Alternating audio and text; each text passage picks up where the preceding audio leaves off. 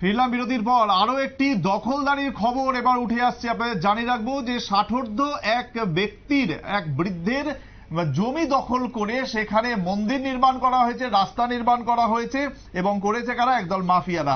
জানা গেছে কমলাসাগর বিধানসভার অন্তর্গত সেকেরকোট রাম ঠাকুর আশ্রম সংলগ্ন এলাকার দিলীপ কুমার ঘোষের এককানি জমি রয়েছে পূর্ব গোকুলনগর সিপিআই ক্যাম্প সংলগ্ন আদর্শ কলোনি এলাকায়।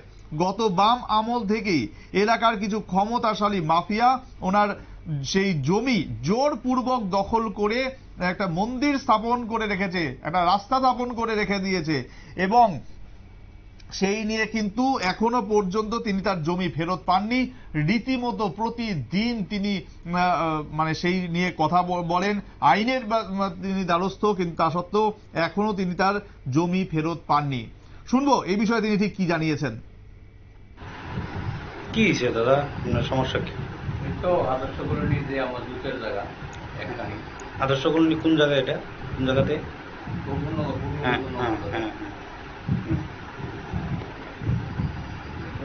3 নম্বর ওয়ার্ড করছে। আচ্ছা, হ্যাঁ।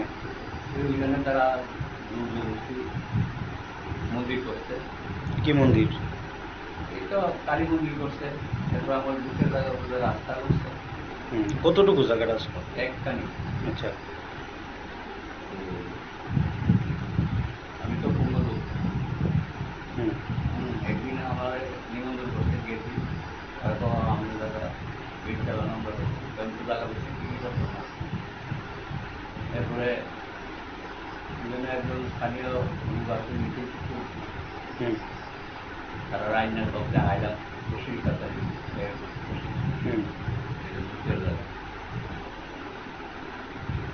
তারা দেখতে গেছে এবং বাজারে কেনা ছিল না। এরপর আমার একদিন নিচে বাইক বসে আমার সই নিতে যাই, আমি এখান থেকে আয় করছি। হ্যাঁ, কত বছর ধরে এই জায়গাটা যে মানে তারা মন্দির বানায় রাখছে? থেকে। আচ্ছা, কারা কারা এইভাবে মানে দখল করে রাখছে? এখানে প্রথম আসছিল নিখিল দেবনাথ। হ্যাঁ, আরো 3-4 জন। হ্যাঁ, এর আগে তারা হচ্ছে দুর্গা ধরে না বাড়ি বিল্ডিং করবো ইয়ে করছে এখন পর্যন্ত কি এটা মানে দখলে আছে তারা? হ্যাঁ, এখন তারা এটা আবার নাটকুন্ডি করছে, আবার কিভাবে সরকার দেয় এটা। জায়গাটা কি আপনার নামে? আমার নামে। আচ্ছা, ওইখানে কি সরকারি ভাবে কাজ করতেছে? কেন সরকারি ভাবেই তো আগে যখন আসছিল তখন প্রধান আছিল মুকুন্দ দেবনাথ, বয়স্ক দেবনাথ। তাই না, অনেকদিন এটা ছিল না। এই ব্যাপারটা নিয়ে আপনি মানে আইনের দ্বারস্থ হয়েছিলেন? আইনে একবার করছিলাম কেস। হ্যাঁ, 7,000 কেস দিয়ে বাড়াই। আচ্ছা আচ্ছা,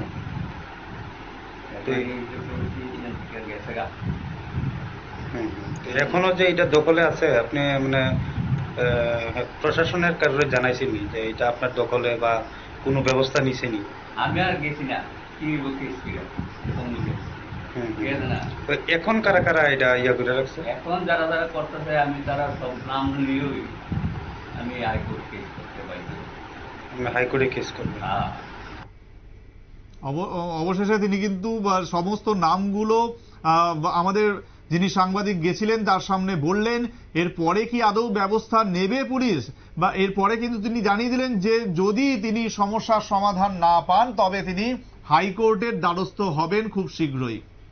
আমাদের এই খবরের দিকে অবশ্যই নজর থাকবে, তবে এই মুহূর্তে সময় একটা ছোট্ট বিরতির, সঙ্গে থাকুন।